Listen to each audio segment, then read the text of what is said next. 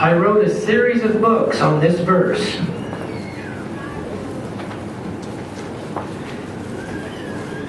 In Ephesians chapter 4 and verse 17, Paul says, "This I say, therefore." Now, the word therefore connects everything that he said before that. He had just told the Ephesian church that before the foundation of the world, they were chosen in God. Do you believe that? Pretty hard to believe in the natural mind. But he told the Ephesian church, you were chosen in God before the foundation of the world. You were predestinated. You were called. And he told the Romans in Romans 8 and verse 29 that those who he foreknew, he predestinated to be conformed to the image of his Son. So Paul spent about the first 3 chapters of Ephesians telling them what all they had gained by Calvary. That because of Calvary and the magnitude of Calvary, that now they could see and understand with a new mind, with the mind of Christ, that they had been chosen even before they were born. They were predestinated even before they were born. Because they have the seed of Christ within you. Within you is the seed of Christ. That is the Spirit that has been regenerated. The Scriptures call that the seed of Christ.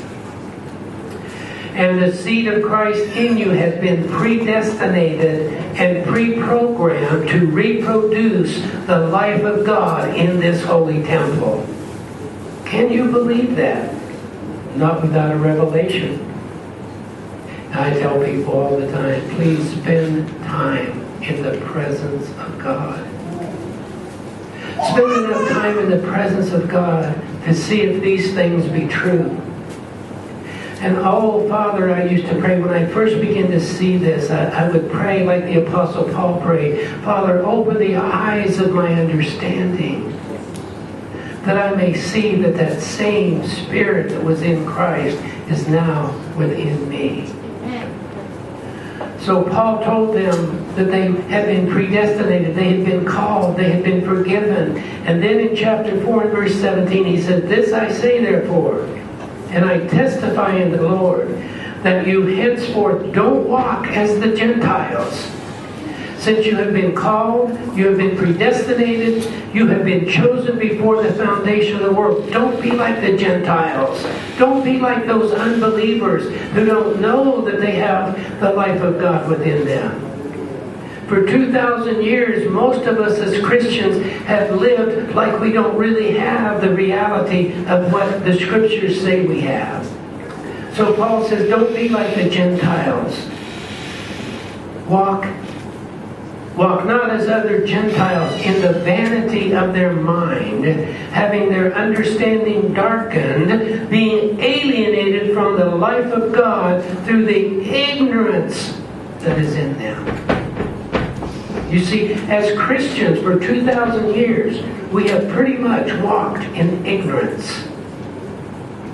We read these verses, yet they're not real to us. Why?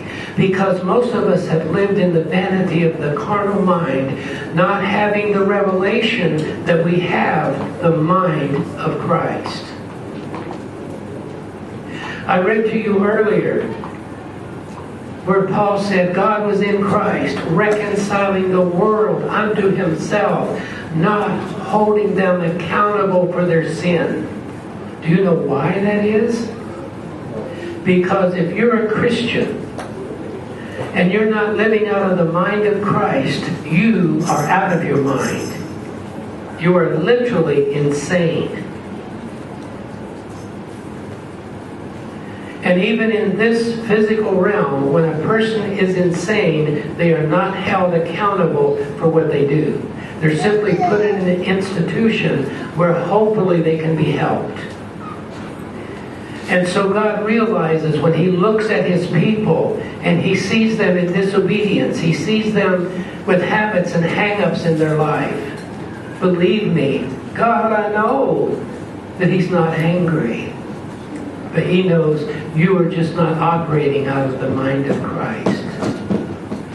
And so if you will let him, if you will receive his forgiveness, if you will receive his righteousness. You see, his righteousness you can't earn. His love you can't earn. He proved beyond the shadow of a doubt his immeasurable love by becoming a man and dying on a cross to show you how could he be angry with you if he was willing to die for you. He died for you so that Jesus could become the life-giving Spirit and regenerate you, so that your spirit would come alive in the power, in the ability, in the authority of his presence within you. And we have known that, but we haven't experienced that because we've been living from the vanity of the carnal mind. We've thought for years that we had to earn God's favor by our obedience. We have lived under a performance-based Christianity. And we've brought over from the Old Testament the concept that if you're not good, God is angry. Oh, we need to stop living under some kind of an outward law. When we break the law, or we make a mistake, or we fall into a habit, we need not feel guilty and condemned. We just need to realize that God still has a work to do within us. And we need to look away to the cross and begin to appreciate forgiveness. Father, I'm so thankful that you're not holding me accountable. And that as I continue to feed upon the Lamb. One day, when I was pretty discouraged over my habits and my shortcomings, the Lord revealed to me a portion of Psalms 23. And he said, I have prepared a table for you in the very presence of your enemies. Well, up until that time, I thought my enemies were out there somewhere. Perhaps my wife that would give me a bad time, or perhaps my co-workers that would give me a bad time, or perhaps it was a devil that gave me a bad time, or perhaps it was evil spirits in the airwaves that gave. Those were my enemies. But what I discovered is God said, no, your enemies are within you. Your enemies has nothing to do with anything outside of you. Your true enemies are what is within you. Your anger, your bitterness, your hatred, your gossip, your divisions. Those of you who call yourselves Pentecostals and don't like the Baptists, and those who call yourselves Baptists and you don't like the Pentecostals, that's your enemy. Your enemy is that carnal man that sits as God in this temple and rules you rather than the Spirit of God rising up and ruling you. So we're beginning to realize the magnitude of Calvary's victory.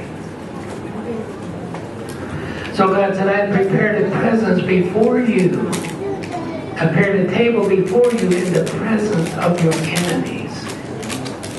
Before I seen that, I shared a lot last night about my history, but before I saw that in Psalm 23, one of my huge problems was anger. I came from a family of angry people. To give you an example, My dad would do things like, he was playing a guitar one day, he played and sang, and the string broke. Rather